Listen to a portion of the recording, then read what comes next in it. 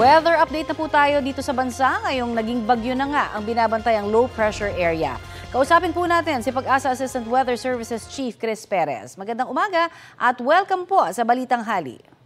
Magandang umaga, Connie, at sa lahat po na ating mga taga-subaybay. Gaano ho ba kalakas itong bagyong Krising? Sa ngayon, Connie, tama nga, no? Naging bagyo na yung low pressure na binabantayan natin at binigyan natin ng local name na Krising. Ang lakas dito sa ngayon nasa tropical depression category. Lakas ng hangin umaabot na hanggang 45 kilometers per hour malapit sa gitna nito. At yung pagbugso aabot naman hanggang 55 kilometers per hour. Inaasahan na itong kikilos sa direksyong Pakanluran naman sa bilis na 35 kilometers per hour. So sa mga darating na araw, no, inaasahan natin na tuluyan itong lalapit patungo nga dito sa may bandang Northern Luzon area. At maaari pa ho ba itong mas lumakas pa habang papalapit pa ng bansa dahil kukuha pa siya ng lakas sa dagat? Tama po, no? Kung mapapansin natin, may kalayuan pa sa landos ng ating bansa. Nasa bahagi siya ng karagatan na kung saan mainit ang tinatawag na si surface temperature. Isang factor kung kaya tinaasahan po natin na ito sa severe tropical storm category or yung lakas ng hangin posibleng umabot ng hanggang 100 kilometers per hour bago ito tuluyang lumapit nga dito sa may bandang Northern Luzon area. At sa tansya po ninyo, anong mga lugar ba ang posibleng maapektuhan at kailan po ito maaaring talagang lumakas pa?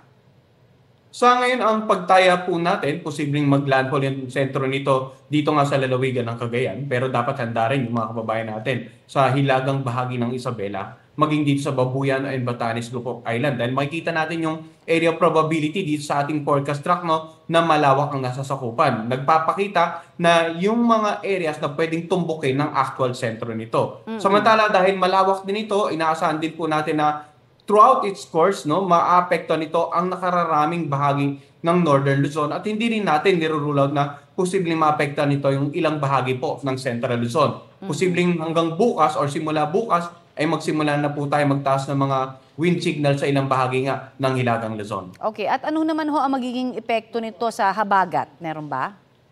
Meron po itong epekto sa habagat, no? Sa ngayon, nagpalabas po tayo ng tinatawag nating weather advisory regarding the rainfall at itong dalawa ng bagyong si Krising. Sa araw na ito, yung ulan na dulot ng habagat ay nakaka-apekto pa dito sa may bandang Palawan area at ilang bahagi ng Western Visayas at ng Zamboanga Peninsula. Pero sa mga susunod na araw, sa darating na Huwebes, Biyernes at Sabado, asahan natin mas lalawak pa or dadami pa yung mga lugar na maapektuhan ng pinag-ibayong habagat. Bukod pa dyan dun sa Northern Luzon area na inaasahan namang uulanin dahil sa bagyong si Krising. So ulitin ko, no, sa masusunod na araw, ngayong parating na weekend, including Metro Manila, posible pong makaranas ng mga pag-ulan na dulot ng habagat. Pero nabalitaan din po natin na nabanggit din po ng Pag-asa na yung mga bagyo daw na paparating sa atin sa bansa, hindi na mas magiging kasing tindi, no, than last year. Ano ho ang explanation dyan?